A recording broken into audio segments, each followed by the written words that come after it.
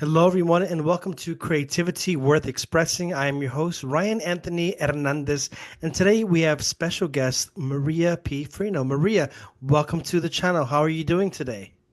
Thank you so much, Ryan Anthony. I'm very well, thank you, and it's lovely to meet you and everyone out there. Can you share with the audience where you're coming from today? I'm coming from Sydney, Australia, so not too far from where you are, a Yeah. 14-hour flight, where it's lovely and sunny today. We're still in summer down here. Awesome. And can you share with the audience what is your current form or forms of creativity? I'm an author, so I write novels in a couple of genres: contemporary, historical, science fantasy, and young adult. Awesome. And can you share some of the titles or all the titles of the books that you've written? Well, I have my debut, which was The Decision They Made.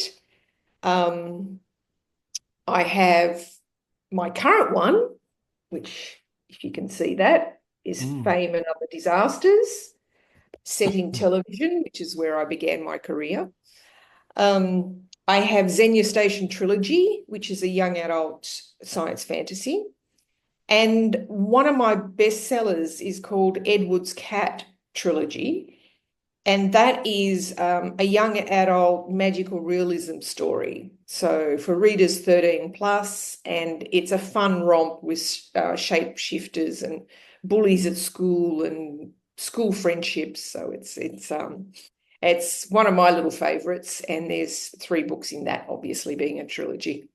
I just actually recently finished Fame and Other Disasters, and I wanted to talk with you about that, uh, but not right away. I want to start. I like to really first get to know the author, get to know the guest before we start diving deep into the work. So, are you ready? Sure, let's go. All right. So, my first question for you is, you being an author, what was it that sparked your interest to be a writer and to be creative in this way? Well, I guess my first job in television was the catalyst for that, where I started as a junior secretary, which they were called in those days, um, and basically typing up ads and scripts. And so ever since then, writing has been part of whatever position I've been in. But to actually want to become an author, that didn't happen till about 10 years ago, so quite later in life. And I guess that's because life happens, and you just don't have time as a mother of two who are now adult children, um, working full time. I now have an elderly mother that I look after, and she lives in another town, an hour and a half away. So my time is limited. But when I did, just to step back a little, the decision they made, my debut, was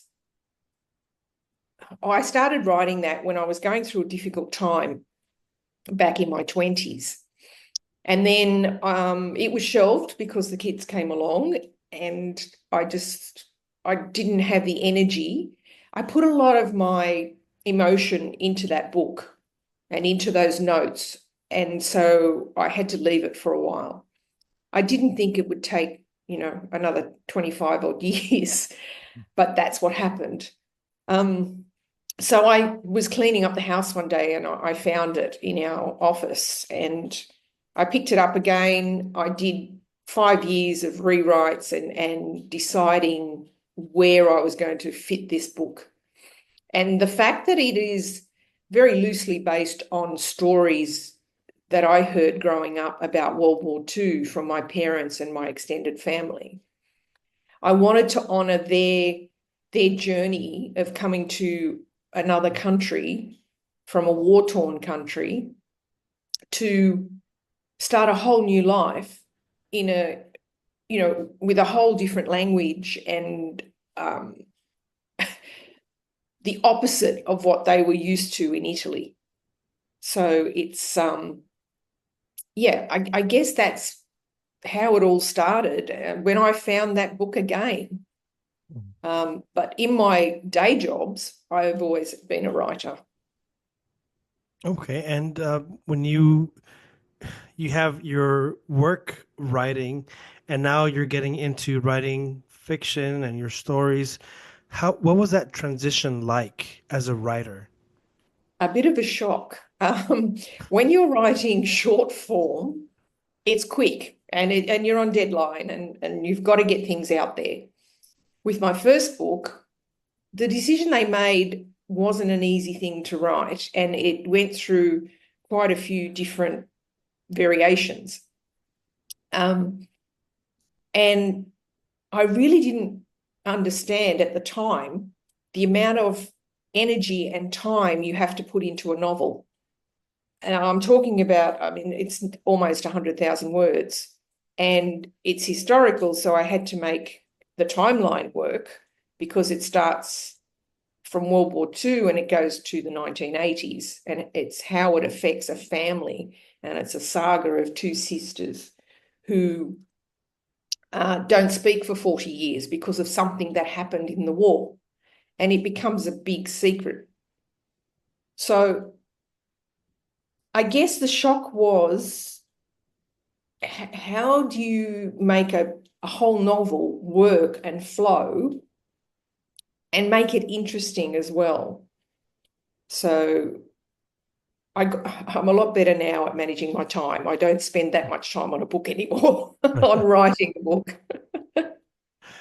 So before you tackle a book, start writing your book, how do you start by giving birth to the idea of a book?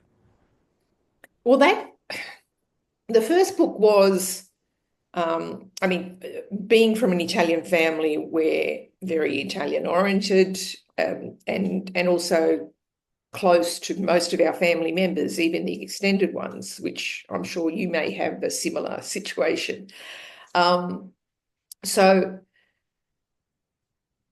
the question was in my head for quite a while, and it was, what if a daughter finds out a secret that affects her and her family?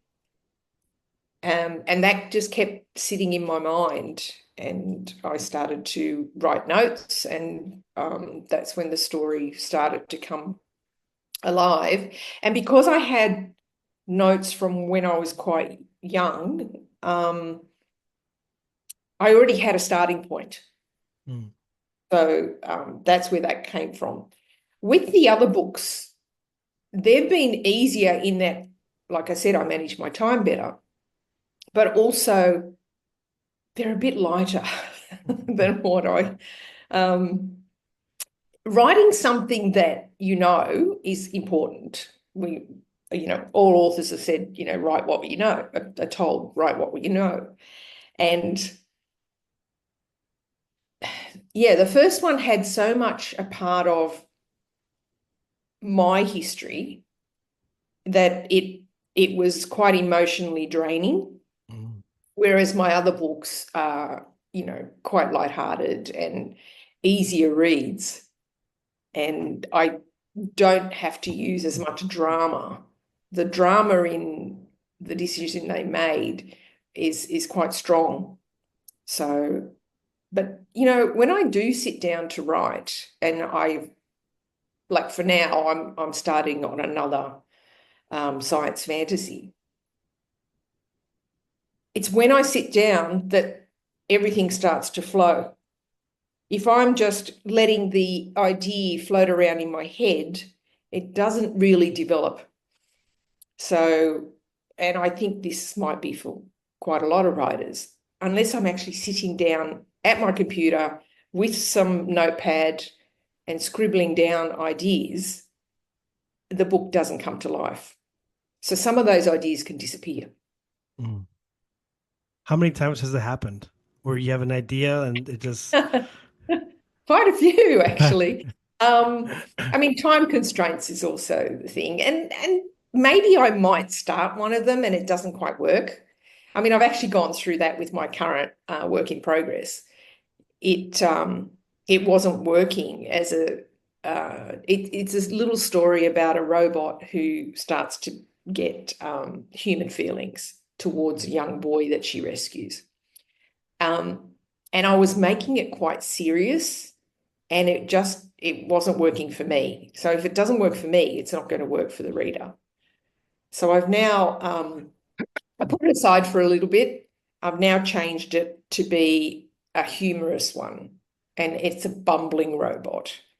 And the boy and the bumbling robot's partner, robotic partner, have to get her out of tricky situations. So that can happen. The idea might start with something, but then for some reason that I don't know why it happens, it goes in another direction. Or the character goes, no, I don't want to do that. I'm going to do this. And I know that sounds really strange because a fictional character in my head telling me what to do, but it happens. You only started writing 10 years ago, which is relatively not that long ago. So before you started writing your own books, were there any authors that you would tend to read? Oh, of course. Back in the day when I was younger, it was Sidney Sheldon and Jackie Collins.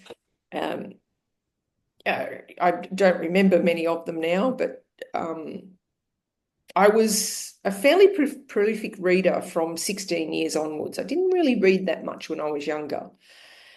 And then, modern day, J.K. Rowling. I read all the Harry Potter books with my son. He started reading them when he was about 9, I think, and loved all those movies. And then I've read a lot of Australian authors, and now I tend to read more indie authors than the traditional ones.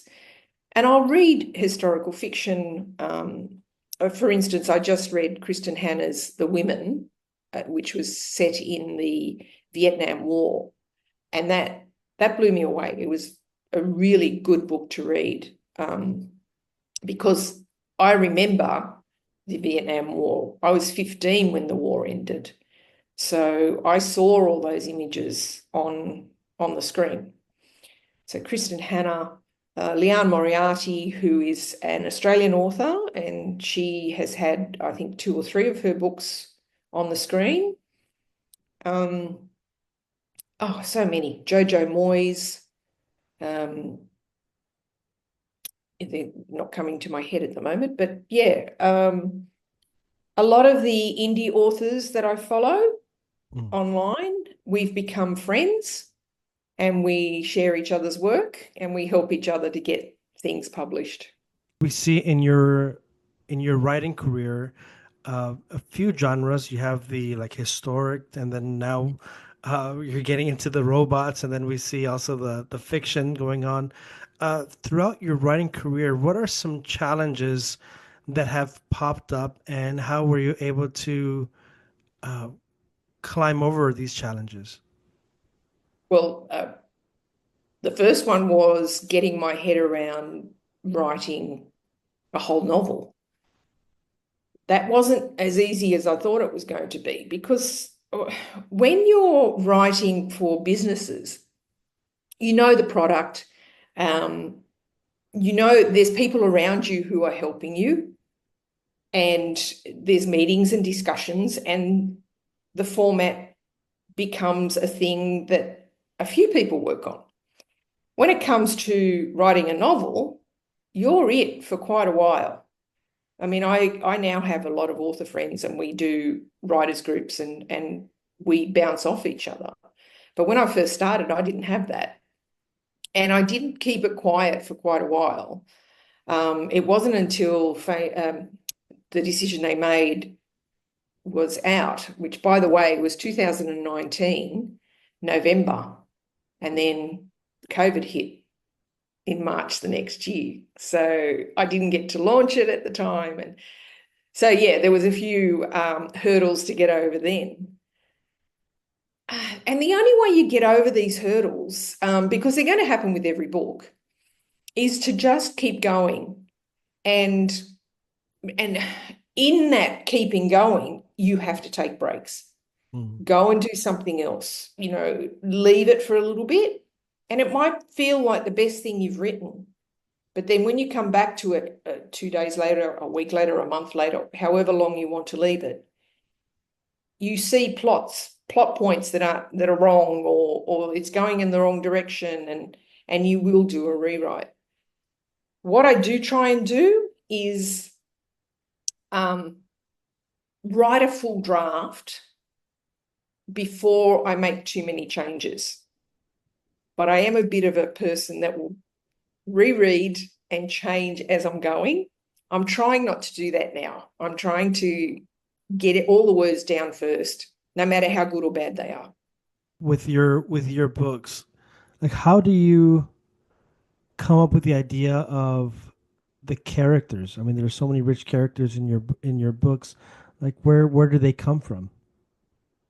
With the first one, they were a mashup of the people I know, because the idea of the secret came from members in my family that this happened to, the ones that were lost in the war, and the ones that went to other countries and were split up. Families were split up. So, yes, the first one was people I know. With the science fantasy books, I may use a fantasy generator, a name generator maybe. Sometimes the character comes before the name, or vice versa. If I get the name first, I tend to find that the character comes alive fairly easily. Sometimes it all comes from research. Maybe if the book is set in a certain area of the world, I might research, well, what do these people look like? What's their day look like? And part of that research is making sure that the character is authentic to the area that I'm talking about. So with Fame and Other Disasters, it was reasonably easy because the book is set in Australia, so the characters came fairly easily. But then part of it, I put Molly in India. And although I know a little bit about India and I have some lovely Indian friends, I haven't been. So I had to do some research and make sure I knew about Mumbai and what sort of people live in Mumbai and who is she going to encounter when she's there. So, It's so funny you say that because, I just finished reading the book, and as I was reading it, because there is parts there where Molly is sent to India, I'm thinking to myself as the reader, I bet this author has lived in India for a few years. That's why she knows so much about it. But I mean, hey, I learned something new today. What would you say is something that you learned during your research for writing your books that you would never have known oh, before? many things. Things like time zones, um, and even with people interviewing me, we really have to be careful what day we say. It's the 16th here, and you're still the 15th, I think. Yeah. So I've Yep. learned how to calculate time zones. I've learnt how to speak robotic. Robotic. Well, yeah, I mean, I with the current work that I'm on, I read it out to one of my writers' groups, and one of the comments was, well, we can't tell whether it's a robot speaking or the human speaking because they're basically speaking the same. And so I went on Google and had to and said, give me some robot speak.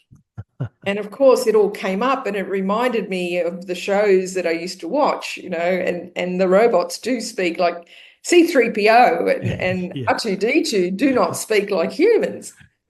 So yeah, I learned that. And also things like with the decision they made, I had it translated into Italian. So even though I have an Italian background and I can speak it, I'm not a writer of Italian. So I paid someone to translate it for me. And in that, I learned to speak better Italian. So that was interesting. Not that I will ever be able to translate any of my books, but yeah, that was interesting. But also with the decision they made, it's set in Italy, Russia, and Australia. So with Italy, I know it quite well. Russia, I only know what's on the news. And so I had to research the places and where he lived and, you know, what it was like living in amongst a communist country. And also the other thing was World War II, things were different then to what they are now. And some of the Russian cities were not called what they are today. So I had to be careful of that. There's also a little bit of spy things happening in that. And the KGB was not called the KGB back in the 1940s. I had no idea. So yeah, there is a lot that you will learn, and some of it is trivia that you will never use again. But otherwise, yeah, and I enjoy it. I enjoy learning good new things. And it's fun. I mean, you see like on social media, like Instagram or TikTok or whatever, you see people throwing out random facts, but they're interesting. They're very you can use it in a book one day. Exactly. So you're writing a book currently on a robot. Um, do you have a title for that book already? I have. It's called Tracy, Traci, and it's actually the name of the actual robots. And don't ask me to what it is now, but it's something about attraction robots or something. So they attract terrorists and Okay. bring them back. So Tracy is she's the head robot and has been for 20 years, but she's aging. So her circuits are not working as well as they were, and her reactions are not as good as they are. And that's the reason she's bumbling. And so her partner is built for her, Torian, to help her and make sure that the terrorists don't catch her instead of her catching them. So yeah, it's getting there. It's not 100% yet, but I'm enjoying writing it now, where I wasn't Yeah, before. yeah. A little frustrated. And to be clear, you are an indie author, correct? That's correct, yes. So would you think maybe sometime down the line to also do an audio book? I'm thinking actually Fame and Other Disasters was picked up by a publisher, and which was great. I thought, yes, I can take some of the money off me, and which is great, and I am a marketer in my career, but it's a lot of work. So anyway, I didn't hear from them for 18 months. And so I thought, well, I can't sit on this book for too long. And I ended up taking it back and publishing it myself.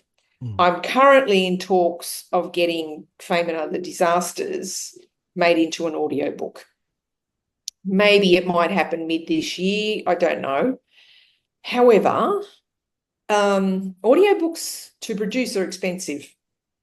So I don't have a massive budget, and being a self-published author, I do try and keep my costs down as much as possible.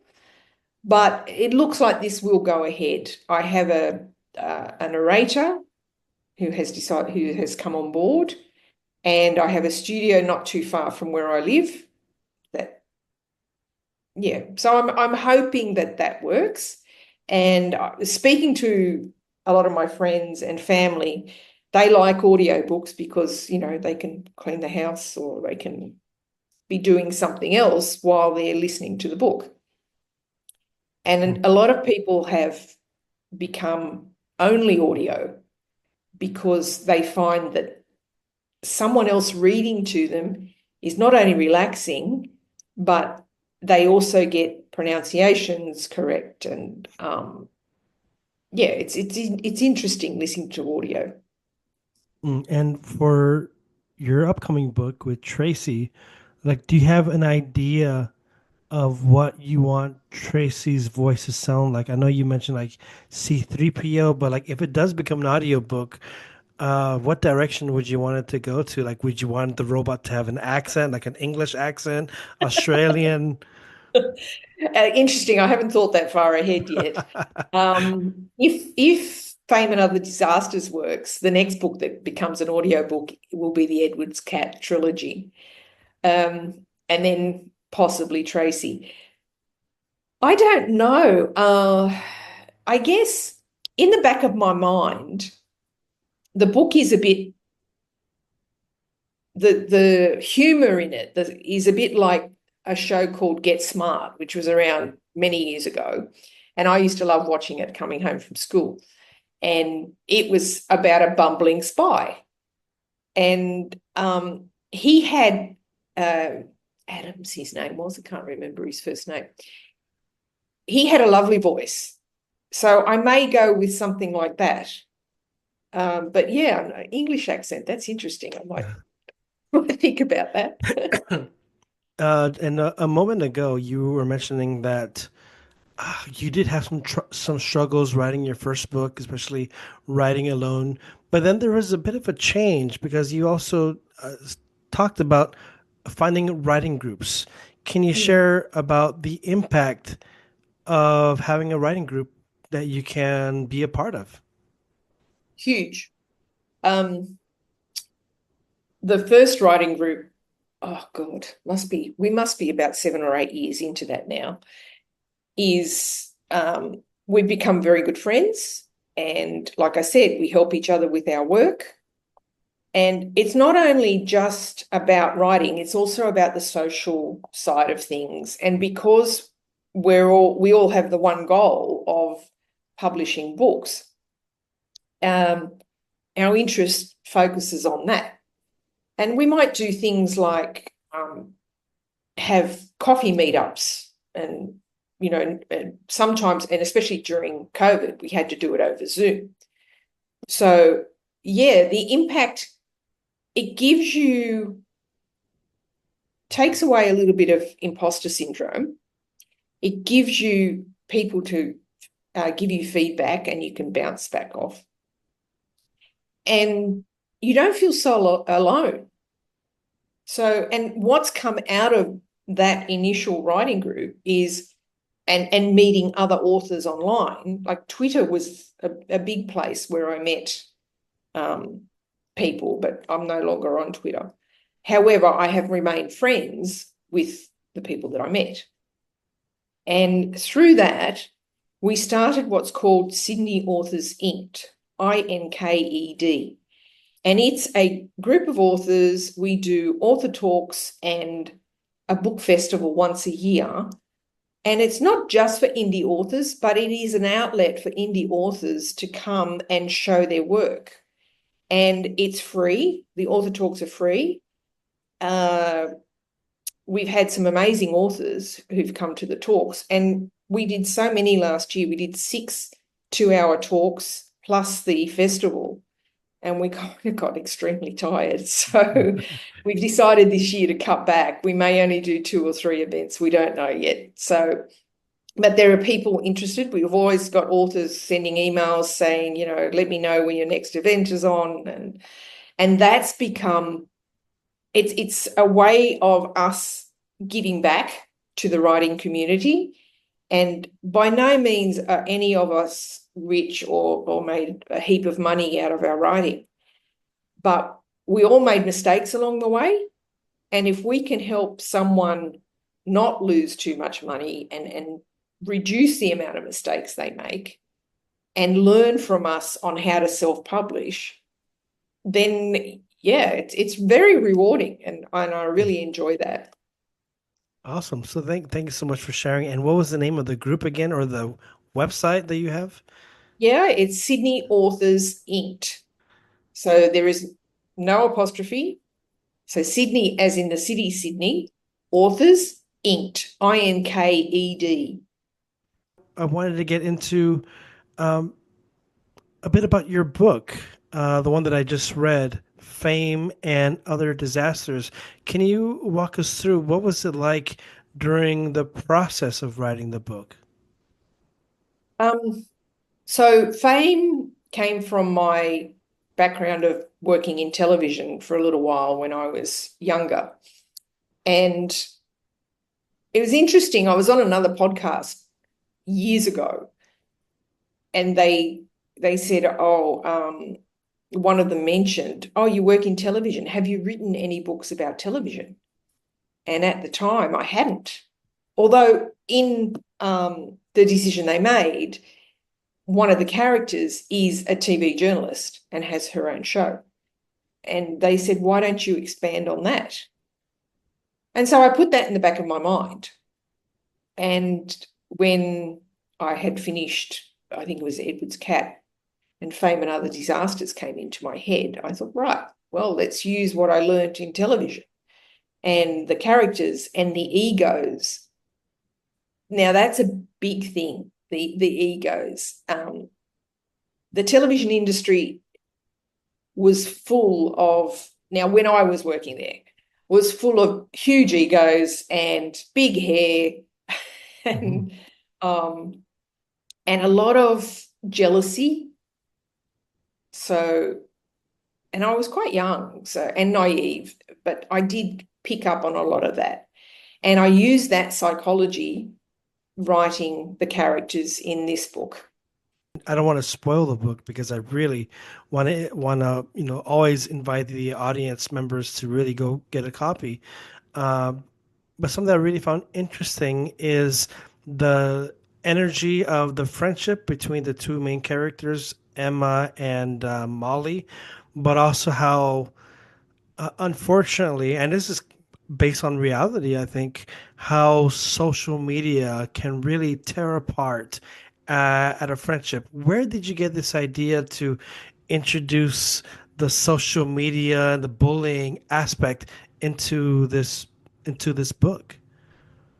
Um, we've had a couple of instances here in Australia where people were bullied over social media, and unfortunately, they took their own lives. So that's where that came from. And also, anybody who has some form of fame is going to have social media. It may only be one, but normally they will be on most of them. And they get their trolls, and they get um, some great members of the community who love what they do, but then they get the ones who say stupid things that they would never say to their face. And so I guess that's where that came from. And also the friendship between the two girls is, it comes from a holiday that they met in Fiji. And they're two very different women, but they both happen to be in the media. So their friendship is quite strong at the beginning of the book. But it's an incident that happens, and then one of them, Emma, takes it out on Molly on social media, and it affects their relationship, their work. They both lose their shows, and it is about strong female friendships, but it's also about keeping in check your ego and understanding that social media can be very strong and you have to be careful how you use it. As I was reading this book, and I have in mind, I'm going to speak with the author soon, but uh, I'm gonna enjoy this book as much as I can. Something that I caught myself because there's a part there where there is trending hashtag Team Emma and hashtag Team Molly. And I was asking myself, if this were a real event, if this all of this were real, and I'm reading it, and this is actually happening, whose team would I be on? From the information provided through their social media posts. Mm. I was thinking maybe I'll be Team Molly, but then I'm looking at because then without spoiling it, then you see some more information that's being provided, and it's like maybe now I'm Team Emma. It's going back and forth. You as a writer, did you have like any? Did you pick sides?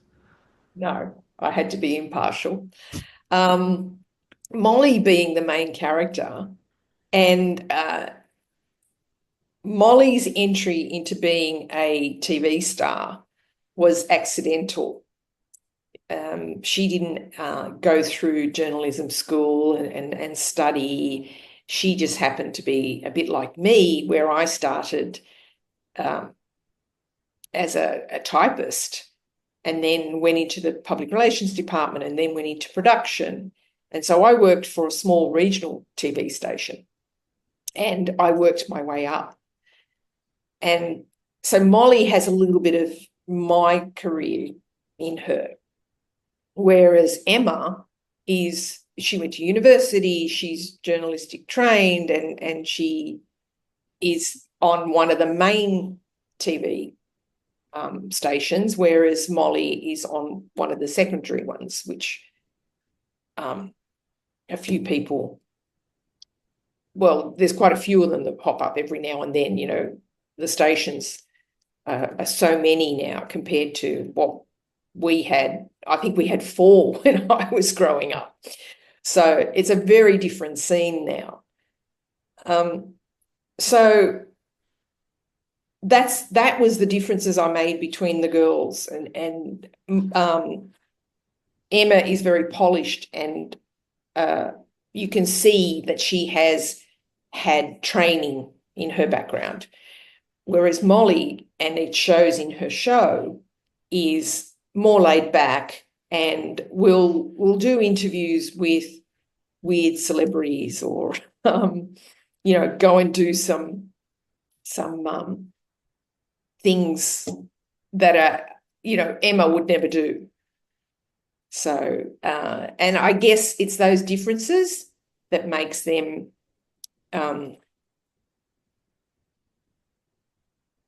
such good friends. So we're seeing the friendship between these two characters, but as we know from the title, "Fame and Other Disasters," that there are some disasters that happen. How were you, as a writer, able to capture the emotions of each of these two characters and present them so well in your book? Oh, thank you. I'm glad that came through. I guess from fights or egos and people that I've met throughout my career. I'm not a person that enjoys controversy or being in a situation where I'm uncomfortable. And I guess I put some of that into it. And I stay away from anything, any fights, and it doesn't happen so much in the office these days. But back in the day, and I only just finished watching a TV series on one of our local stations called The Newsreader, and it was set back in the 70s and 80s. And it really brought back to me just how much the egos made people very angry and upset. The difference these days is a lot of that anger is put onto social media. Back then, it was face to face, and it got quite hairy, and you really had to be careful what you said. Yeah. Nowadays, people hide behind social media and say whatever the F they like. Yeah. From the characters of this book, we have characters, Emma, Molly, David, Tim, um, Harley, and the other dog. I can't Your remember the name. dog. Um, Which character would you think you would hang out with if you can like maybe go get a cup of coffee or a cup of tea? Is there someone there whom you felt like you could relate to on a personal level? Oh, Molly, definitely. But also her niece, so Mm. Tim's daughter, Samantha. Um, she's pretty down to earth, and she lost her mother quite young, and yeah. But even the boys, David is loosely based on my husband, who is a an engineer and a tradie. So, David being up in the roof, this is quite early on, so Ah. it's not a spoiler, being up in the roof fixing a leak in their home, in Molly and David's home. That actually happened. That I came home to find my husband in his shorts and a t-shirt up in the roof, and what are you doing? And it's almost what happened, oh, there's a leak up there, I'll put a bucket under it, we'll see what happens. These old homes, they need work. How do you see your creativity either growing or evolving from here? What a great question. Um, I'm not really sure. However, I don't I don't stop ideas coming. If, if I have my phone in my hand, I'll put the idea in notes. If I have, if I'm sitting at my desk and an idea comes, and it might even come when I'm writing, a new character comes into my head, and I thought I'll write that down. And it may come into another book. So being a writer, you actually never stop thinking about writing. Well, I know I don't. There's always some idea that pops up. Or I might be just watching TV and see an ad that's quite clever and think, oh, there's an idea in that. Mm. Or one of the series. And even if I'm watching a bad rom-com or something, there might be something in there, that you can develop. So I don't think that's going to stop. I mean, I'm in my 60s now, so I've got years to keep writing. Uh, and I hope they don't stop. But if they do, then I've got a fairly big catalogue already, so it's not too bad. Now, for this part of the interview, I wanted to now shift to who are some authors or upcoming authors whom you suggest that we could keep an eye out for? Because I mean, you're part of a group and you know so many people. Any other authors out there whom you can suggest? Well, as I said before, I read more indie books these days, and one of the authors that I read recently was Pip Drysdale, and there's also another, Ashley Kalajian Blunt. They're both crime writers, and Pip's latest one was set in LA. And honestly, from the beginning, it just kept going. And there was one twist after another, and it was very compelling. I really enjoyed it. Um, Ashley writes darker crime and noir, and it keeps you interested because you wonder, could this get any darker? Like it's I find it interesting. And if I want somebody lighter, because you can't always read really heavy books, Rachel Johns, she's a romance writer here in Australia, and she's quite well known. She's had, I don't know, 20 odd books written. And I recently went and saw her do an author talk at a library, and she is hilarious. She's a very nice person, and we may be doing an author talk with her. I don't know when, through Sydney Authors Inc. So if you want something light, yeah, her books are great. And I mean, there are other authors as well, but they're more established. I mean, the three of those that I just mentioned, they're not emerging. They're established writers. For you, Maria, why is creativity so important? Because I get bored easily. Um, Honestly, it's there, and it's a gift, and I appreciate having that gift. And I didn't know that I had the gift until later on in life. I mean, for me, coming from a migrant family, my favorite subject at school was English. And I wasn't great at it. I just liked it. And so when I started my career in television, I didn't realize that I was using my love of words and love of fonts and typefaces. And back in those days, it was called letraset. You were actually coloring in, basically. So, yeah, I guess that was a surprise to me. When I sat down and started writing my own books, it was like, oh, wow, not everyone can do this. I actually have a skill that is only afforded to, I don't know what the percentage would be. And it was a lovely surprise. I'm so glad I have it. Well, thank you so much for sharing. I really enjoyed this interview, and I love hearing all about your creative journey and your books. And now to finish this off, I wanted to ask if you would be open to reading a small part of your book for us. I love that. Thank you. Okay.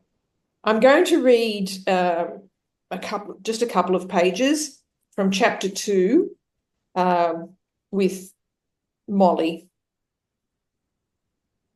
The studio lights beamed down with the intensity of a relentless summer sun, turning the set into a makeshift hothouse.